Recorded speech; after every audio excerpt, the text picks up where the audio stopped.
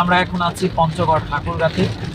প্রচণ্ড বৃষ্টি, আর তার মধ্যে আমাদের পথ চলা, যেতেই হবে যেহেতু খুব আস্তে আস্তে আমরা চলছি। তো এই বৃষ্টির মুহূর্তেও প্রিয় নবী সাল্লাল্লাহু আলাইহি সাল্লামের সাহাবীরা দোয়া পড়তেন। রসুলের সাহাবীরা তো নবীজির জন্য পাগল পাড়া ছিলেন। আর আমরা, আমাদের এমন লাইফ স্টাইল হয়েছে যে আমরা মনে হয় আর মরবই না, পৃথিবীর থেকে হয়তো আমরা আর কখনো যাবই না। নবী সাল্লাল্লাহু আলাইহি সাল্লামের সাহাবীদের অবস্থা কেমন ছিল একটু ছোট্ট হিস্টোরি আপনাদের সঙ্গে শেয়ার করি। প্রিয় নবী সাল্লাল্লাহু আলাইহি সাল্লামের সাহাবীদের জীবন পরিক্রমা কেমন ছিল একটু ছোট্ট একটি ঘটনা আপনাদের সঙ্গে শেয়ার করি। নবীজি একবার যাচ্ছিলেন এক বাসার সামনে দিয়ে, এক বাড়ির সামনে দাঁড়ালেন। দাঁড়িয়ে বললেন, কে বানিয়েছে এই বাড়ি?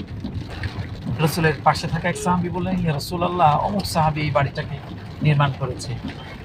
নবীজি সেখানে একটু ইতস্ত বোধ করেছেন, একটু ভ্রকঞ্চিত হয় যে এমনটা করেছেন, কিন্তু কোনো কিছু বলেননি, জবান ফুটিয়ে কোনো কথা বলেননি।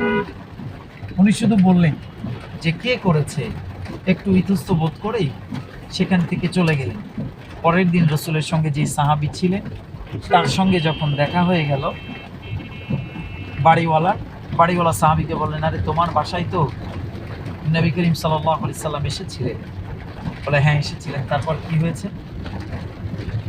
তিনি বললেন যে তোমার বাড়ির সামনে এসে একটু, রসুল কিছু বলেন নাই, কিন্তু মনে মনে একটু চিন্তা করছিলেন যে কেন এমন বাড়ি নির্মাণ করলেন। ধোকঞ্চিত করেছেন এবং ইতস্ত বোধ করার মতো, কিন্তু জবানে কোনো কিছু বলেনি। ওই সাহাবী এতটুকুন কথা শোনার পরে মাত্র 3 দিনে বাড়িটাকে ভেঙে মাটির সঙ্গে মিশিয়ে দিয়েছেন। তিনি বলছেন যে যেই বাড়িটাকে আমার রসুল পছন্দ করে না, সেই বাড়িটাকে আমি রেখে কি করব? সুবহানাল্লাহ।